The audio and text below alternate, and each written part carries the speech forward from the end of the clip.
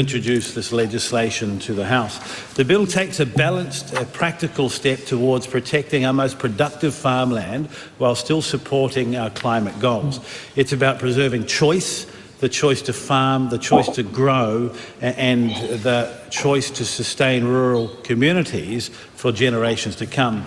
Madam Speaker, the primary sector is vital to the success of our economy. Our farmers feed New Zealand and the world. I also acknowledge the significant role forestry plays, contributing to regional employment and helping us meet our emissions targets. But the current settings in the emissions trading scheme have tipped the scales too far. We're seeing entire farms converted into exotic forests under the ETS, from Invercargill to Ruatoria. These are not marginal lands. These are productive farms supporting families, communities and local economies. And once they are planted into exotic carbon forests, they are effectively lost to food production for decades, if not permanently. So this is not balanced land use. It is not sustainable. And it is not fair to the rural communities who bear the brunt of these conversions.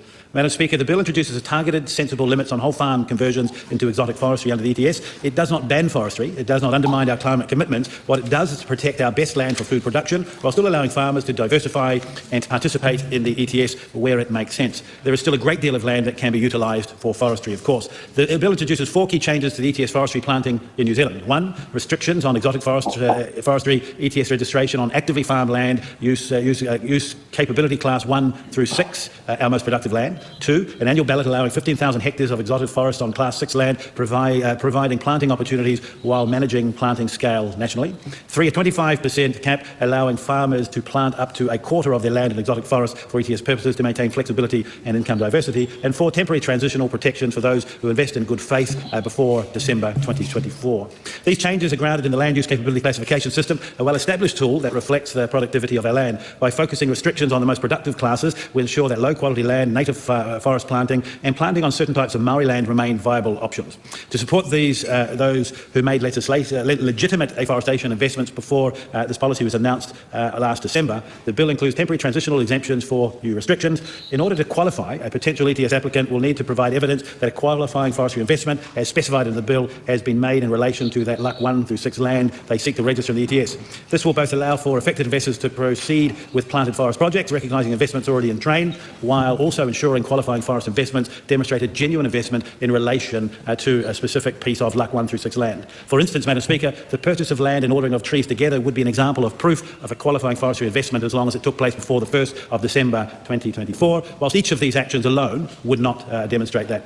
Investment must also have been made between 1 January 2021 and 4 December 2024, so that we are only allowing those exemptions for recent investments and real intentions. These exemptions will be assessed on a case-by-case basis by the regulator at the point of ETA registration, but the conditions for transitional arrangements have been published previously and are clearly set out in the legislation.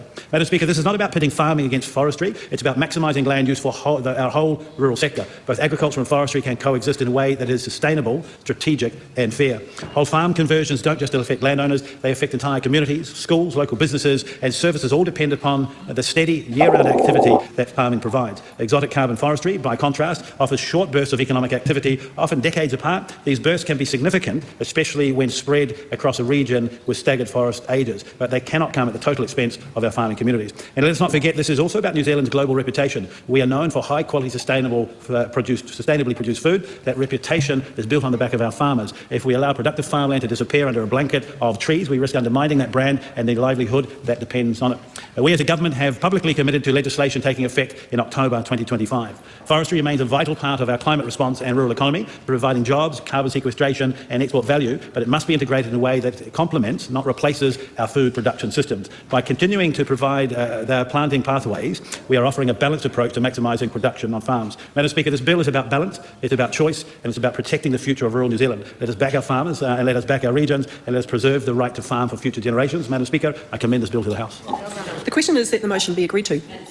Okay. Now, is everyone ready for math? Yeah, let's start talking about a bit of maths. And right. So, okay, let's address the first thing, right? I actually don't hate the idea of this bill, but this is a big but. I don't see how this bill won't undermine climate commitments, right? He's out here saying, well, this bill's not going to impact climate commitments, but we are restricting the amount of trees you can plant on your land or the amount of exotic trees you can put in place for carbon farming. So I don't know how this bill is going to not undermine climate commitments. But anyways, I'll give them this. I agree that there should be limits on exotic forest plantations, and we need to be encouraging farmers to preserve established native forest and convert low quality land. That's a very vague definition. That's very vague to me. What is low quality land? But anyways, over to native forest. So the good part about this bill is that it does not restrict native forest planting. But keep in mind, guys, here's the kicker. It can also be bad if you're trying to limit corporations from buying up farmland for carbon credits. Because it's like, oh, okay, we don't have to plant a bunch of radiata pine. Okay, let's just buy it up anyways and put native trees on there. Now, I have a hate-love relationship with that concept. I think it's great to convert farmland back into native forest. We need it. But I don't like the idea of corporations owning that land.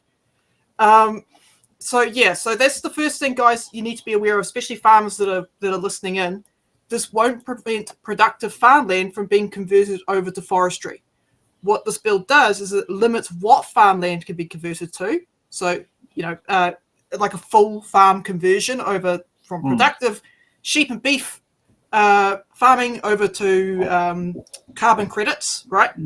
So it limits that, but it doesn't limit someone from buying up a piece of land and going, right, I'm going to put in a forestry. So Lily from Big Save Furniture, Family Trust could sit there and buy up land and throw away their values of stopping carbon farming going on in the Tararuas and the Hawke's Bay, and they could decide to sit down there and just plant it with trees. Well, yeah, as long as it's like native trees. Because all this does, I mean, technically they could still buy the farm as long as the farmland only has 25% dedicated to like radiata pine trees. Now, for those that aren't forestry people like I am, a radiata pine is those, you know how at Christmas time you see Christmas trees for sale? Those are your radiata pines. So those are the ones that you buy in New Zealand. But anyways, so you can have your farmland, 25% of your farmland can be planted for carbon credits with that species of tree. So it doesn't even stop that type of plantation. But yeah, this is where it gets really interesting because I don't know what data or reports Todd utilized. I searched up and down the internet, and what I found, the most relevant report I found was commissioned by Sheep and Beef New Zealand Limited. And I'm going to post that report in the chat so people can go click on it and read it for themselves. But I've got real issues with this report. Hold on a minute. Just give me a couple of seconds. All right. For those who are wondering, I'm bringing up pictures of radiata pines. Excellent. Just to put some context to the situation. Yeah, so that's your radiata pine, right? So you see these trees everywhere. They're the most common tree we use in forestry. So when you go to Mitre 10 and you go to buy some wood, okay, that's the species of trees it's coming from. And when I was working in forestry, this was the majority of wood that I was cutting up with my big Husqvarna chainsaw.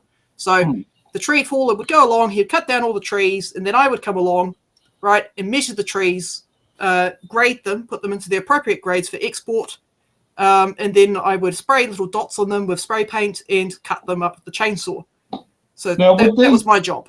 Now, would these be the logs that would be at that lovely place called Wainawa, where Marston claims the business, but Carlton happily collects the rates?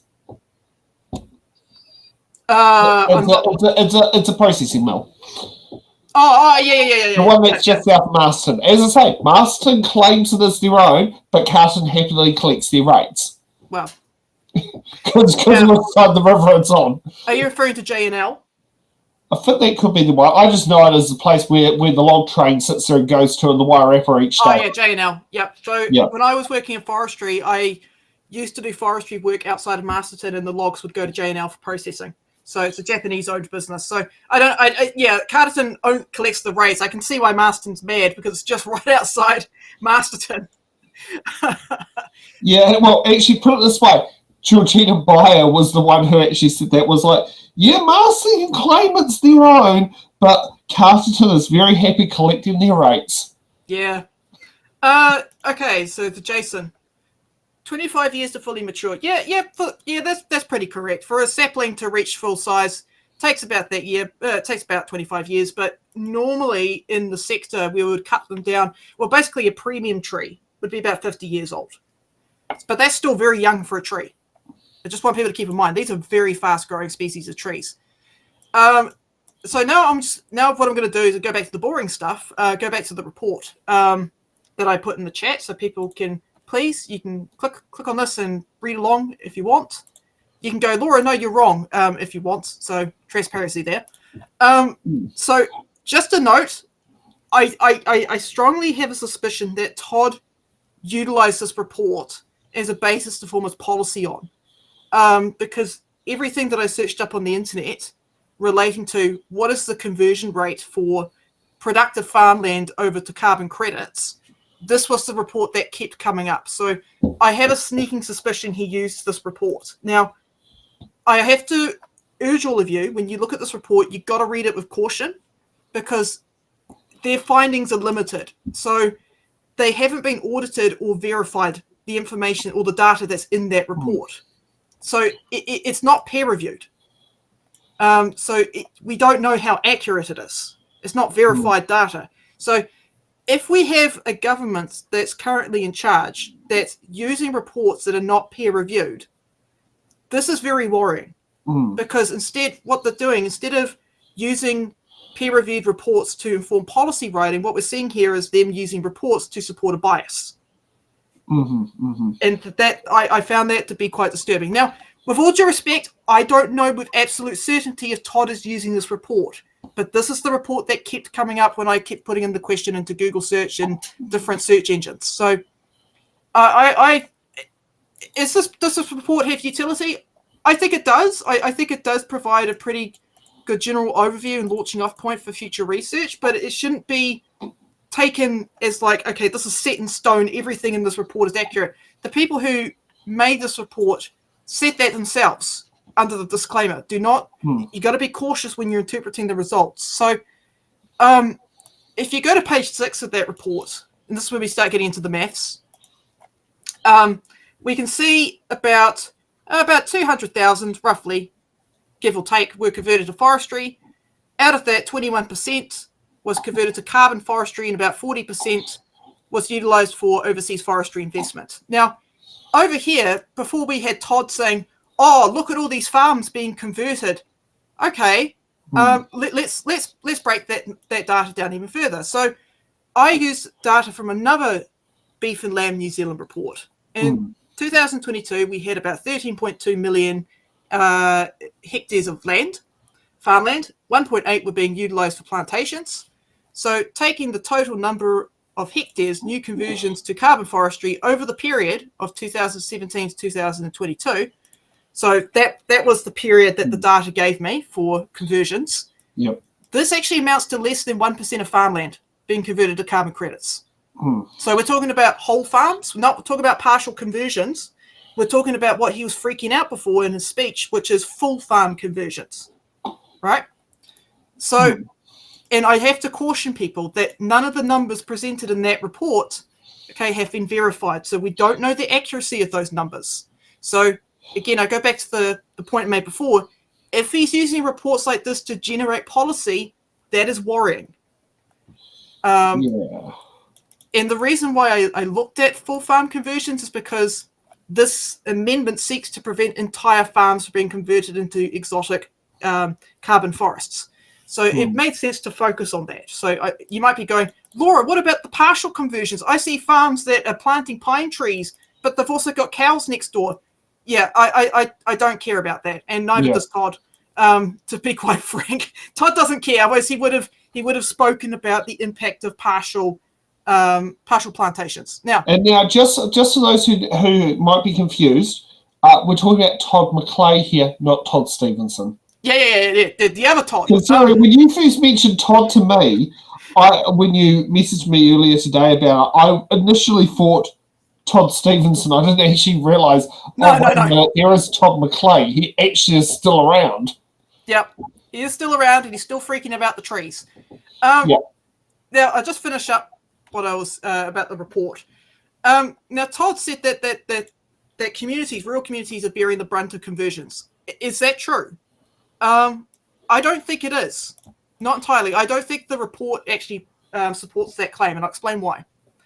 The report, although the report does state that there was a dramatic drop in sales in the last 2 quarters of 2022, and there was a reduction in the amount of land being purchased for honey production. So if we're looking at economics around honey production, I can speak from personal experience that farmers are getting hurt from that. The demand for honey is completely dropped off.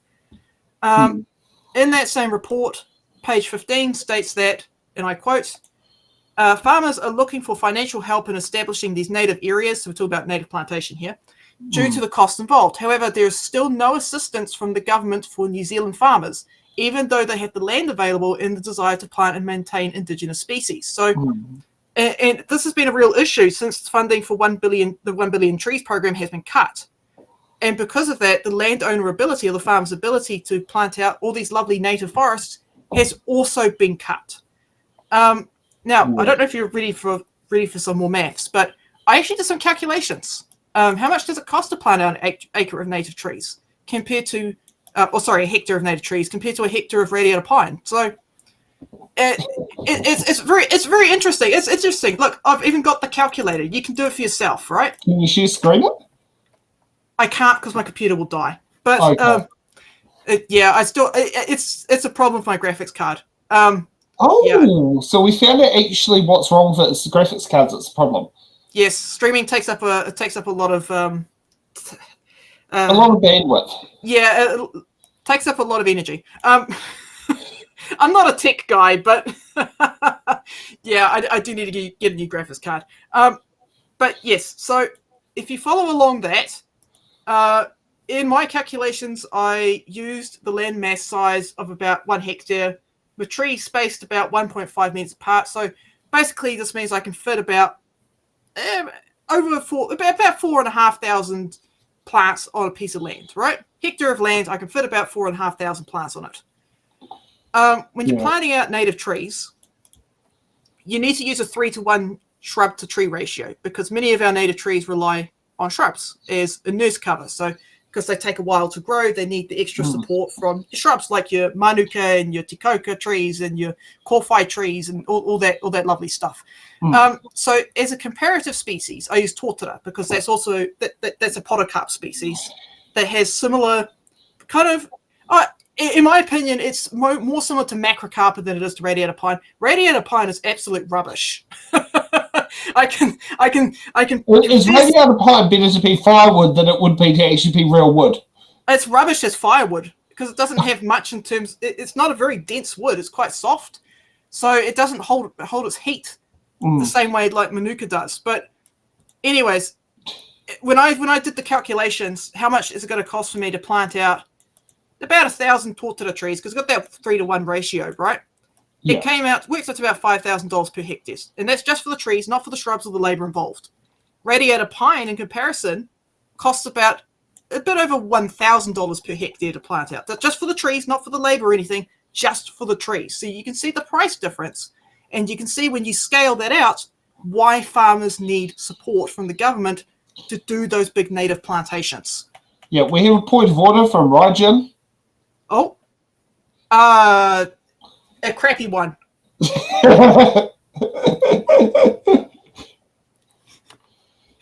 How many screens can you get off it? I mean, I've got 2 screens running right now. Yep. Oh yeah, which my one, the one over there, that can do up to 3 screens on the card. But yeah, pretty much basically. It runs good at 2. It doesn't run great at 3. The broadcasting computer can go up to 4. Yeah. Yep. So more from Soraya. Boy, Soraya's hammering the facts. I found many native trees didn't survive. Planted with elder, they're quick growing and support slower growing species. Slower growing natives. Yeah. Actually, you are right, Soraya. There's a guy down the South Island. He's opposite Onuku marae, which is my marae, and he's used gorse as a nurse species to support a lot of those native trees coming up. So yeah, some of the exotic species can be used for that. Yeah. So that's a mixed forest plantation. I'm a big advocate of that. Yeah. So should we now move on to Deborah Russell?